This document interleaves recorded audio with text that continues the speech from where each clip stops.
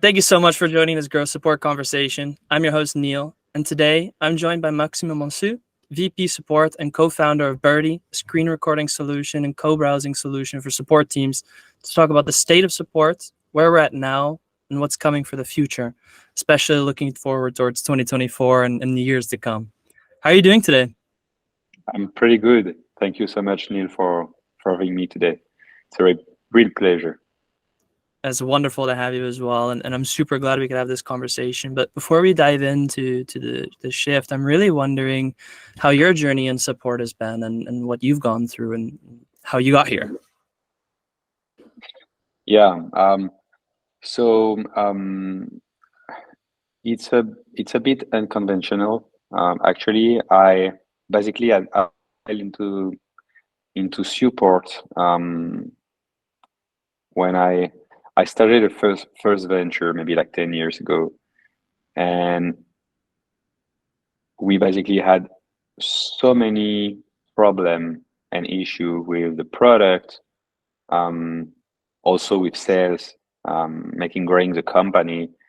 And back then, through those hard moments, we realized like the support was so basically we did a total shift in the company where we put support as like the most important team of the organization, and from that we've been able to solve the product problems thanks to the feedback.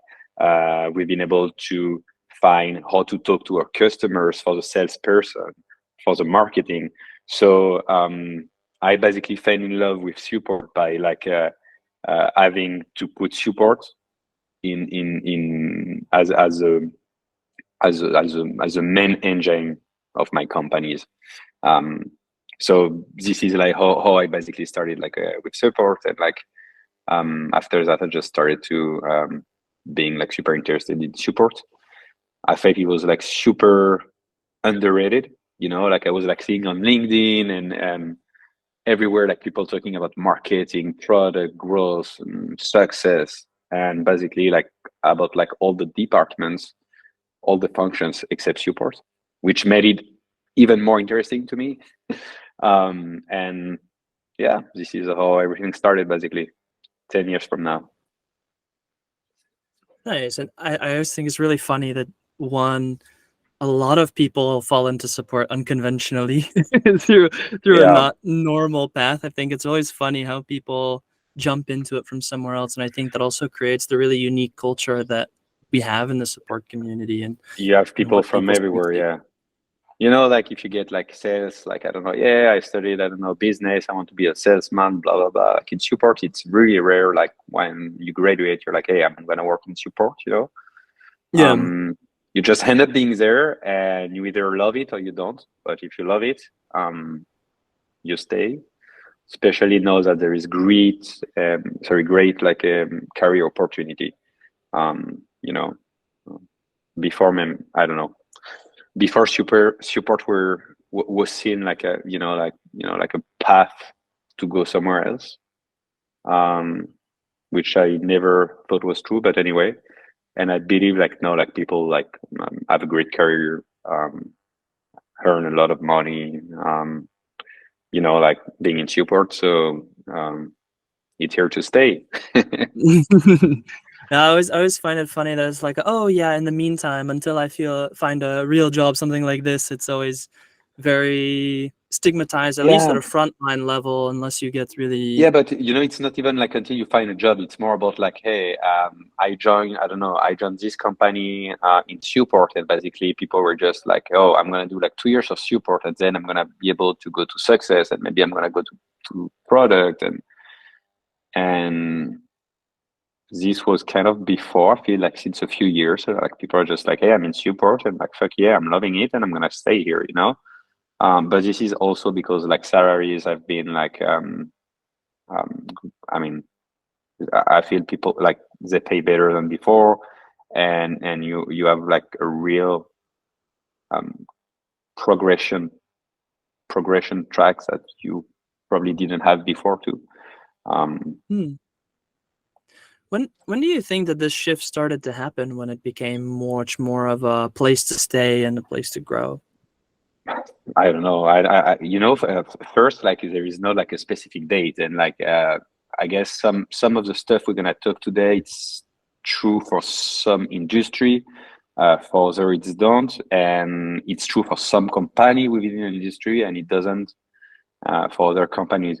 So something maybe I didn't mention is like so I'm pretty passionate about support, but my entire knowledge, I would say, let's call it this way, is really related to B2B SaaS. So everything I'm gonna talk to you about, it's not about like, like contact centers for American Airlines, those kind of things. So just to make sure that, like I'm talking support about like in the SaaS industry. And to talk about like in the SaaS industry, I'll say like, I don't know, like I would say like roughly like maybe like 3 years ago, where really like I've seen, like this shift. And I think this shift is part of a much bigger shift, in a sense that I feel, I mean, it's a mix of many, like we're gonna try to look at it closer together, but I feel everything started basically when the cost of acquisition of a customer starting to raise a few years ago, and this basically changed many things for the C-level in the company. I mean, like from like going to product led for some companies, to just spending more and being more focused on the customer facing team. All this kind of thing just made a switch where basically support became more important. And maybe we're gonna talk about it after, but I guess the main feeling is the main feeling is that you're getting a real shift regarding the way CEO and shareholders basically are approaching support, where it become like a more like a profit center than a cost center. Because at the end, like like to be real, is like we need to talk about money, because like if you ask the CEO, you need to grow the company, right? And before, they were looking at really like reduce like support costs, because it was just like, hey, I grow the company, the product is buggy, and I need like some support people to just take care of it, right? And now it's really like support, it's way much more than that. It helps you like understand your customer. It helps you understand how to talk to your customer. It helps you understand how to build your product, what feature build next, like and yeah. So yeah, I guess this is my analysis. There is obviously like many more extra factors going in, but I guess like, yeah, 3 years ago was the main shift. I've also seen a rise in people offering really support as the differentiator in a lot of organizations, for SaaS companies specifically, even going to the point where you start turning it into a premium part of the service Yeah. as well, where you say, hey, support is such a benefit for you that it is something that will provide it People at a pay for premium. support, yeah. Yeah. So you know what? The thing about that is,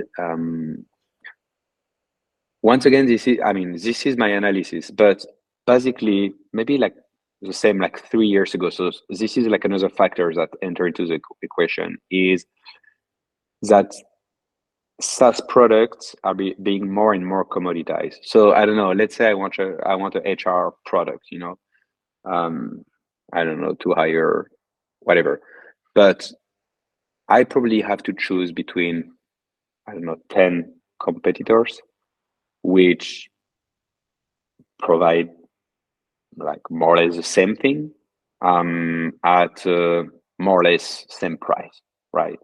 So actually, once I said that, I believe you have like two things that make it different. First, it's the branding. So in the branding, I'm talking about many things. Basically, it's like, like, do people recommended you like the company? Have you just heard it? And that the one that's common in top of your mind, and you started like, I don't know, to feel special about this company because they did a great job on branding. The trust that comes with the And name, right? yeah, exactly. um the trust, but also sometimes it's just like, I don't know, it's like intuition, feeling, just like you feel connected somehow to this company, even if you haven't if you have never talked to them before, just because maybe you like you like the way they talk, you like the type of content they put out there, like, I mean, anyway, branding. And the second thing is like, I guess, the human relationship you're going to build with this company. Because if you enter in a more and more commoditized um, world, talking about SaaS product, like, obviously I'm going to go to buy like the product of company A because I just have a human relationship with people from the company. And basically, human relationship, and we're coming here to support. Where is it built? Support, right? So except even like, so product-led company, you don't talk to anyone. The only people you're gonna talk and build relationship with is support. um, then enters also like success, um, and even for like sales-led company, yes, you talk to a salesperson, then you buy, but then to purchase your year over year, like the bonding you're gonna create is gonna be like in all the interaction after purchase, which is like through support. Especially like if you're trying to I don't know, to use a product to do a specific thing. Especially if you face like I don't know, like a bug that just sucks and makes you have like a bad experience, like all these are part of like like when you're gonna build relationships. So everything, all, like I'm saying all this to say, like, support with branding is, I think, really something which enter um, um, um, competitive analysis, when like a potential customer might choose your product over another one. So this is another reason why C plus level just are looking super differently. I think you put it in a beautiful way in one of your recent LinkedIn posts. Each day you show up with patience, empathy, resilience, transforming challenges into opportunities and frustrations into moments of delight for people we serve. And you also said that every call, chat, email doesn't just solve a problem. It creates an experience that fosters that relationship, that builds that branding and builds that experience and relationship that you're talking about when you talk about human connection and that differentiator in terms of support and companies. I'm really Yeah. Go ahead. Sorry, go ahead. I was gonna say, I'm really curious to know when you say that people show up with empathy, resilience, and these really transforming these challenges. Do you think that the skill set of a support person has needed to shift or change over these past 3 years that you're also talking about? What makes that general service experience to something that really stands out?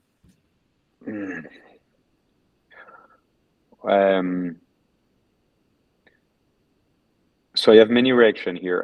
First, like a skill for being a good support professional really depends the like the culture of the company, obviously, but depends on like the type of product of customer you're providing support to, and the type of product you're supporting. I don't know, if you support a very technical product, you probably to need to have different skills from I don't know, like a very easy product, but for non-tech savvy people, from, I don't know, a product which might be highly customizable. And also, so this, I would say, this is like a first column in the table. And then you have a second column, which is, for example, like the channel of support. So you don't need the same skills if you're providing like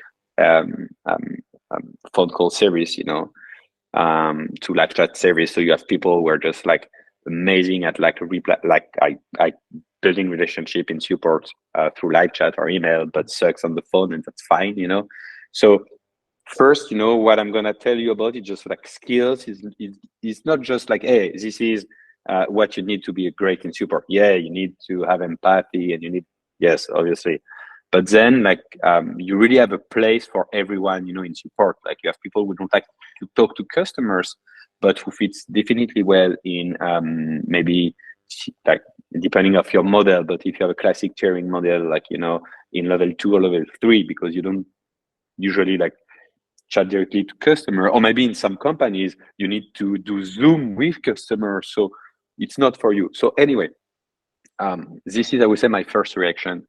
The second reaction is we are at the beginning of a real shift in terms of skills, and it already started.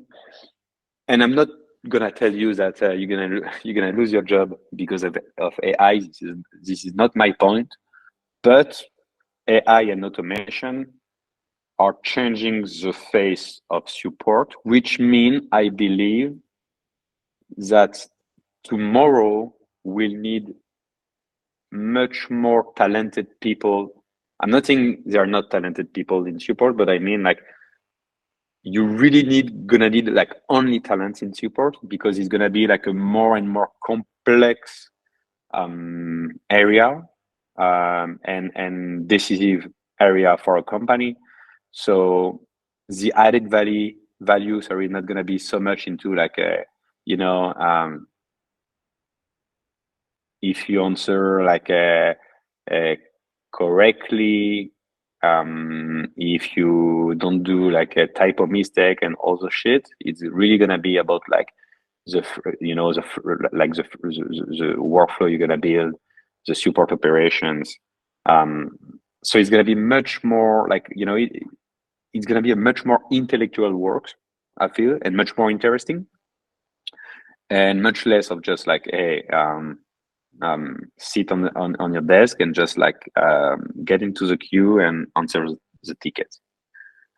I'm not saying and obviously like all the, okay, how do I change my credit card, and that like that's done. When an agent's gonna take in charge into a ticket, it's gonna be like a highly complex ticket where you need like human interaction. So this shift is already happening. We are just at the beginning of it. But long story short, I feel if you take like the like the, let's call it the support funnel, where you get like all your type of tickets, you can have the first part of the funnel we're gonna be probably automated, and then you're gonna get like the few tickets who really need like your attention as a support professional. So you're gonna free up time to focus on this, and maybe delight like VIP customers, because if you have like 10 customers that bring you half of your MRR, sorry, like you might want to answer like in a human way at every single of their requests. I don't know, like depending of what you're building here in support, but so yeah, I guess it's happening. I mean, of course, depending on your type of organization, everything is, customized and changed. But what I understand is that you'll be able to remove a lot of those tier 1 tickets so that you can really focus on exactly those competencies of digital savviness, really being able to utilize technology or maximize it, at least. A lot more operational competencies to be able to take a step back and say, okay, I'm not necessarily going to solve this myself, but I'm going to use technology, automation, and AI to be able to solve a larger picture problem, so that you can also prioritize higher customer segments per se, depending on how you want to prioritize customers on MRR or something like this. Yeah. For people who are leading teams, VPs, support, really being able to begin developing these competencies within their teams, to go from, hey, I have my current team, I want to be able to develop their competencies and develop their skills. How would you say that a VP could go about starting to develop these competencies within their teams and start to understand which competencies they need to focus on? Let's say you're like a new VP. I mean, you're a VP of support joining like a new adventure. I guess the first thing you need to do, and the most important, is just assessing the skills of all of your team. And by assessing the skill, it's not about like, hey, it's not about like looking at what they're doing good or wrong. It's more about sitting with them and talking about what they like and what they don't like. And I really believe about like building a support organization also based on like the skills and knowledge of the people who currently are here. So I feel like like assessing the skills at least at the beginning is as much important as like improving the skills, because if you assess the skills well, you can then change your support organization in a way it's going to be much more efficient, way quicker than like improving the skills. Because yes, you can improve the skill and you need to, but it takes time. It goes over the years. You have a lot of attrition in the support community, so you have like support agents leaving all the time, new ones coming all the times. Assessing. Then I guess shadowing is like the most efficient way. I'm not a huge believer about like grab this course and teach. I don't know. I feel like shadowing is like the best way, and by shadowing I don't mean like the way I see it's not like level 3 is better than level 1, not at all. It's just like two different jobs. So level 1 shadowing level 3, level 3 shadowing level 1, but also and especially like shadowing other job. I'm thinking about QA engineers, engineering team, product team too, success. I guess this is like the best way to grow your skills, your support team skills. And at the same time, as if you're coming into a team and you realize, hey, this person's been doing maybe in the queue and in the triage, but they don't necessarily find value and it is not what they want to do. If you do find a place for them and build your organization in a way that suits the existing competencies of people on your team, then you can start to also provide more value and employee engagement for your team as well, where you're focused on building definitely valuable relationships for them to progress. I have like good this friend of mine who was like a VP in a very famous SaaS company, and basically he assessed, I mean, for first months, first quarters, he's assessing like all these teammates, and just he realized like, hey, why are you like in level 1 if you just don't like to talk to customers? So that's crazy, because you have a person who's here in for like 2 years, we're doing a good or even a great job, but just like hate talking to customer, right? So you just need to rethink the organization, because this person needs to go probably somewhere else within the support organization that fits her skill much better. So, for example, because this person I'm thinking about was like having like a tiering model and like shift everything for a different model, much more horizontal, where basically you have like different teams who really like tackle different problem depending of like the journey of the customer, or depending like the type of products they're interacting with. So you just, or depending on the type of issues, It's just structure and structure. Anyway, so look at your people and just build the organization based on them. Anyway, Yeah. sorry. Let me. No, I think it's very interesting to understand that the state of support is shifting from a very, operational model to where it is almost a cost center to becoming a USP for organizations, where it is becoming a much more profit center and specified part of the product, or at least differentiator for specific products when you're looking at being able to choose a vendor or choose a provider. And as we move into now, we're starting to develop deeper competencies, and it's starting to shift into, obviously AI and automation is changing the way that we approach work and the way that we approach support. I'm really curious to pick your brain about what you think next year or the next 2 years looks like for the shift of support. First, I think we are going back to that's a bit controversial, because basically we think that AI, are gonna automate everything and make us talk to the bot. But actually, what it's gonna do is gonna free up time to have real human conversation. So the first thing is, like, I believe support gonna come back much more human than it has been the past 5 years. So this is the first shift I think that's gonna happen. And I already see it. Like, I'm talking about a bunch of like VP of support, and they're like focusing to being able to have human conversation when it needs to, so that's the difference. So you probably have less than before, but you have them really when it's needed, maybe, like I was talking with another, they have a special tool for example, customer who might have a chance to churn, and also swap is like pure human, so you can build a lot of things. So this is the first thing. A second thing, which it's pretty, I don't know if it's funny, but like, support teams always focus their KPIs, their metrics, on the time it took to solve the request, which they still do. And obviously this is like one of the most important metrics, and probably like the most important, but the customer effort is really also coming into the equation.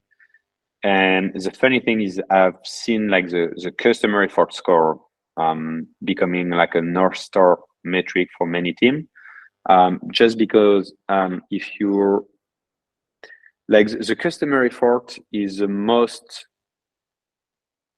important metric that's gonna help you align all the support operations. So I'm gonna explain it differently. Just like, if you focus on reducing effort for your customer, it's gonna streamline many of your. It's gonna force you to streamline many of your support processes.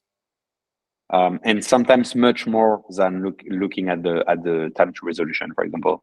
So I think this is another shift, and I don't have like the crystal ball, and this is more like on a macroeconomic approach.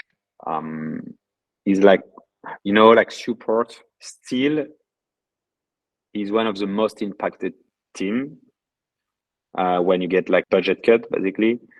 And I guess this really depends on the technology sector valuations. So we'll see what the next year or 2 years brings in terms of valuation. If like companies' valuation are able to go back to what they were, no problem for everyone.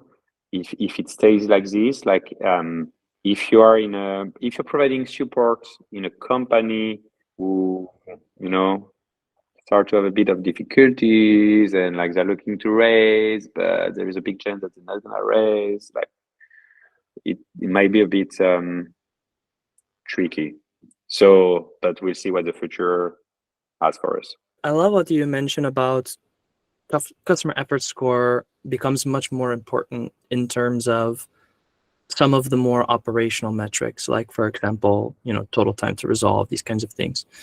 Because if you look at customer effort score overall, it aligns the entire process, and it streamlines that, because you have, hey, you might get a really fast time to solve, but before they even got to you in the first place, the customer had to do so much to get there. And just marking the time to solve doesn't necessarily show you the effort that they had to go to before they actually talked to you or before they actually came to you in the first place.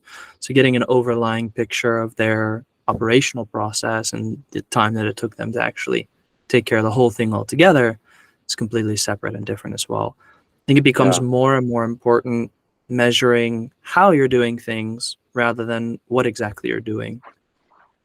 Yeah, and talking about like customer effort score, like the other ones that really great too, and we don't need to forget, is agents effort score, right? It's like basically doing the same you're doing from like a customer perspective, but from an agent perspective, you know, because if you improve agents effort score, you're also gonna streamline, you know, in a way, you know, all the processes.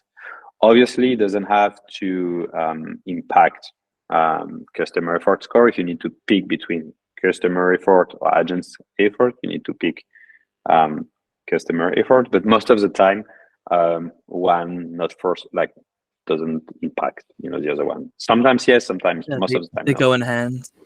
I mean, we're talking about really the shift in support and changing it from the customer perspective, but internally from the company perspective, support has also been becoming a much more specific driver within the organization itself. I mean, earlier in the conversation, you mentioned we're really changing the product from a product-led company. We're the source of information for feedback and next feature requests, and also how to change the organization from directly our customer feedback. How do you think support teams are becoming more strategic within the organization within this time period? I guess it's pretty simple in the sense that now like support has a seat at the table, and before they didn't. If a CEO called like he's a C plus level executive, like C plus executive, now in most of the time you have the VP support in it, which sometimes is called, you know, VP of success, VP of customer experience. So I don't know, like, you know, I'm talking about support, but you know, like support can have like many names Just depending on the company. a customer role, right? Yeah. But no, those guys have a seat at the table, right? So I think this is a big, I mean, it shows that it has a straight and a clear impact on the company trajectory. And this most of the, I mean, almost never happened like before, you know, like 5 to 10 years ago, like no way. So I guess just being at the table, showing like how we are able to impact, you know, like the company growth. I mean, the job is done, you know. Makes sense. I don't know if this was like this type of answer you were expected, but talking to the VP of support, this is really what I feel is changing. Like, you know, when you hear them, it's just like now I have conversations straight with this with the C plus level. And I mean, for companies who are starting and going through that journey, obviously young companies are beginning to kind of get the seat at the table. Is there anything that you would say that a customer role or someone in that position can do early to start getting that seat at the table within the organization? Yes, there is one thing to do to be like the favorite and get the raise is to be the voice of the customer. So basically, in an early stage company, the toughest is, you know, to find your product market fit, which is basically the job of the CEO, which is basically spending time with potential customer understand the need, understand their pain, know how to talk about the product you're developing, and also all this. And this from like outside, it might seems like people have it figured out, but really, like, I would say until like before Series B, all companies are still doing that. You know, they haven't find like their really, like, you know, like a repeatable model to sell. Like, so basically being the voice of the customer just means like, hey, as a head of support, I'll make sure to gather everything needed during our support conversation with customer to be able to be the voice of the customer to all the other team and to my CEO. If you do that, I mean, you're basically bringing the most important value to the companies for its success. So just do that. Very clear. I mean, I think being a customer advocate and really raising with the data and informed decision and informed information around what exactly those customers are, who they are, and what they're looking for is very, very important to be able to raise back to the company, especially, for example, for a product-led organization where you have an amazing product, but are the people using it in exactly the way that you're building it for? You should be building it for them in a sense as well. So being able to raise that and feed it back into the business is really important. It's crazy. Like sometimes people don't imagine how you can be blind, by just putting all the efforts into growing the company, but just not having really understand, who my customer are, how do I need to talk to them, and blah blah blah. And so being the voice of the customer really basically should be able to solve this equation. Once it's solved, then every other department can be efficient, so the sales know what to do, the marketing know how to talk to the potential customer, and it goes on. So I love it. I have one last question for you. I'm really curious to know if there's a piece of advice that you have or something that you've learned along your support journey that you still hold very true to today that's really impacted your experience. I guess don't take it personally. That will be my motto. When you work in support, just it's obviously mentally challenging to work in support because you're just dealing with problem all day long. People not gonna come they're not gonna submit a ticket by telling you, "Oh, Neil, I love your product, you're amazing," blah blah blah. So just "Hey, Neil, fuck, it's not working. I hate you, I hate your product, blah blah blah." So you deal with this all day, and even if you have to deal with problems, but you need to don't take it personally and take care of yourself first. If you take care of yourself, you'll be able to take care of the others. I love it. Thank you so much. I really appreciate you coming and joining it and being able to speak to where we're at and kind of the shift that's been happening within support. It's been a pleasure. More than welcome. Thanks for your time. And once again, it's just my perception, probably not the reality, but I'm glad we had a moment to chat about it.